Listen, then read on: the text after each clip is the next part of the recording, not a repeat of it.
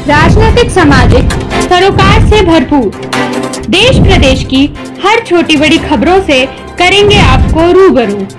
आइए रुक करते हैं आज के खबरों की ओर आपके अंदाज में।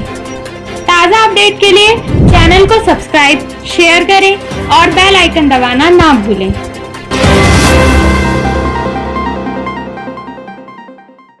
नमस्कार, आप देख रहे हैं पीपी न्यूज 24/7। जहां इस वक्त की बड़ी खबर, भारतीय जनता पार्टी ने अयोध्या के नाम पर वोट लेकर धोखाधड़ी करने का काम किया है।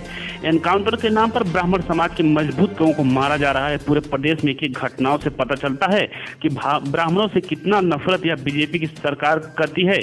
कानपुर में बीकरू कांड में आदेश जारी हुआ कि एक भी ब्राह्मण बचने ना पाए। हरियाणा से 17.5 वर्ष के लड़के को गोली मार दी। आसपास के 50 ब्राह्मण लोगों को जो कोलकाता, मुंबई जैसे महानगरों में थे, उन्हें पकड़ा गया और फर्जी मुकदमा दर्ज कर जेल भेजा गया। खुशी दुबे को, जो 16.5 वर्ष की है, उसे तमाम तिकड़म कर जेल भेज दिया गया। लखनऊ से आदेश देकर बेल नहीं होने दी। बसपा महासचिव सतीश चंद्र मिश्रा ने ये सभी आरोप लगा आजमगढ़ में बीजेपी सरकार को ललकारा। ब्राह्मणों के साथ ही दलितों के अत्याचार के किस्से बता, कहा दलितों पर जितनी कोशिश कर ले, ये बहन मायावती के साथ चट्टान की तरह खड़े हैं। सतीश चंद्र मिश्रा ने समाजवादी सरकार को भी जमकर निशाने लिया और कहा कि इनकी सरकार गुंडों माफियाओं की थी, जिसे लोग भूले नहीं हैं। बसपा के राष्ट्रीय महासचिव आजमगढ़ में बालपुर खरेला गांव में प्रबुद्ध ब्राह्मण सम्मेलन में पहुंचे थे।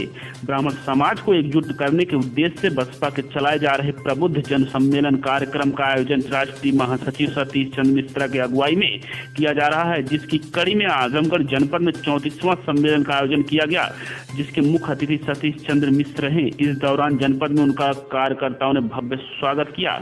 इस दौरान योगी के कथित राम राज्य पर सवाल खड़े किए। सतीश चंद्र मिश्र ने आरोप लगाया कि अयोध्या में मंदिर निर्माण के लिए गए चंदा का पैसा भारतीय जनता पार्टी चुनाव में खर्च करेगी। मंच में बोलते हुए सतीश चंद्र मिश्रा ने कहा कि भाजपा सरकार ने सभी लोगों को 15 लाख देने का ऐलान किया था। 2 करोड़ लोगों को नौकरी देने की बात कही थी, लेकिन नौकरी देने के बजाय उन्होंने सार्वजनिक क्षेत्र के उपक्रमों को, उद्योगपतियों को बेचकर नौकरियां छीनने का काम किया है। नोटबंदी और जीएसटी के चलते हुए सारे छोटे छोटे कल कारखाने बंद हो गए और इसके बंद होने से भी बहुत सारे युवा बेरोजगार हो गए। उन्होंने कहा कि सरकार ने रोजगार के बदले पकौड़े बेचने की बात कर रही है। पढ़ा लिखा नौजवान पकौड़ा बेचकर अपना और अपने परिवार की परवरिश करेगा, लेकिन हम इससे डरने वाले नहीं हैं, क्योंकि हम ठेला वाले और ऐसे ही लोगों की पार्टी के माध्यम से मदद करते रहते हैं। महिलाओं की सुरक्षा की बात कही थी, लेकिन आज हर 1-2 घंटे पर प्रदेश में महिलाओं के साथ रेप हो रहे हैं।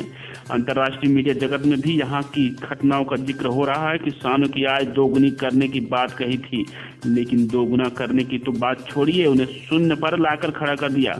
आइए देखिए योगेंद्र प्रजापति की खास रिपोर्ट। नौजवान जो है बेरोजगार है और नौजवानों से कहा इन्होंने मेरे साथ जुड़ जाओ, अगर हमारे साथ जुड़ जाओगे, हमको वोट दिलाने का काम करोगे और देने का काम करोगे, तो हम वादा करते हैं कि तुमको हम 2 करोड़ नौकरियां हर साल देने का काम करेंगे। लेकिन क्या हुआ? 2 करोड़ नौकरियां तो नहीं मिली। 2 करोड़ नौकरियां इन्होंने लेने का काम जरूर किया हर वर्ष। पिछले वर्ष 1.5 करोड़ नौकरियां गई। क्यों? क्योंकि इन्होंने जहां जहां सरकारी नौकरियां हो सकती थी, उन सब नौकरियों को बंद कर सकते।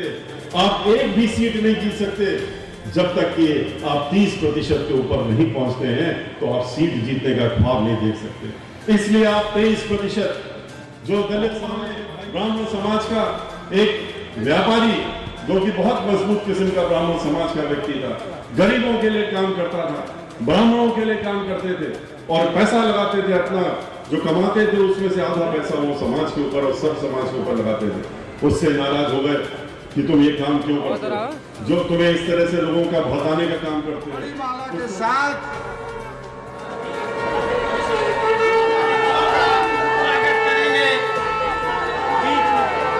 और स्वागत कर अभिनंदन वंदन करेंगे। और इस बीच ये स्वागत का समारोह का दृश्य सभी लोग इस मंच के माध्यम से देख रहे हैं और हमारे ब्राह्मण विद्वान का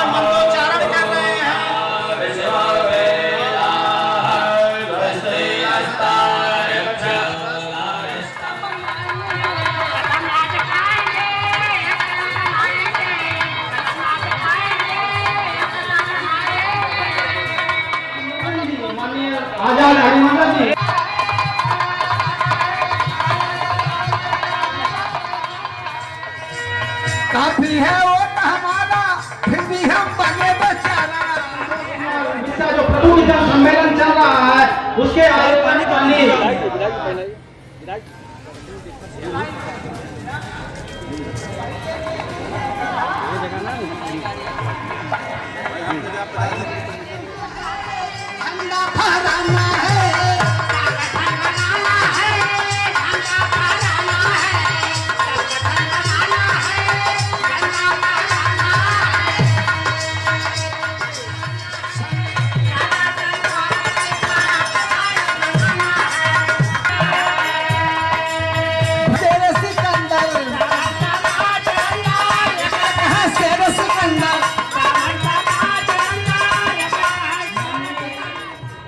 पप्पू आजाद जी विधायक लालगंज एवं माननीय राजा संतोष कुमार मिश्रा जी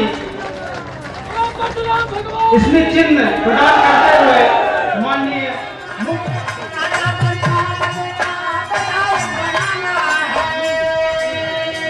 हर्षद भाई सागरी विधानसभा बलराम तिवारी व्यवस्थापक ऋषि दुर्वासा दत्तात्रेय नरसिंहा राव प्रधानमंत्री थे, ब्राह्मण थे, मुरारजी देसाई प्रधानमंत्री थे और ब्राह्मण थे, अटल बिहारी वाजपेयी ब्राह्मण थे और प्रधानमंत्री थे,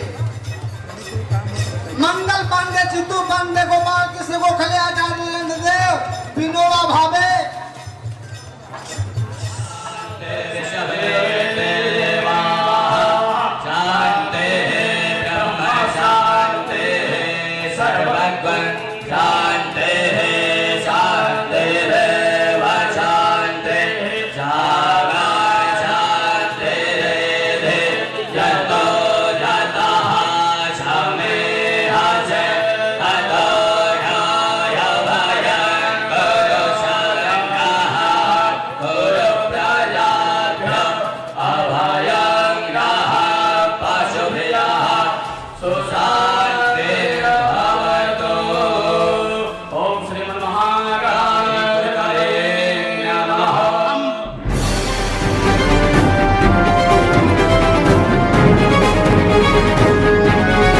PP न्यूज़ 24/7 सच्चाई कलम की नोक पर।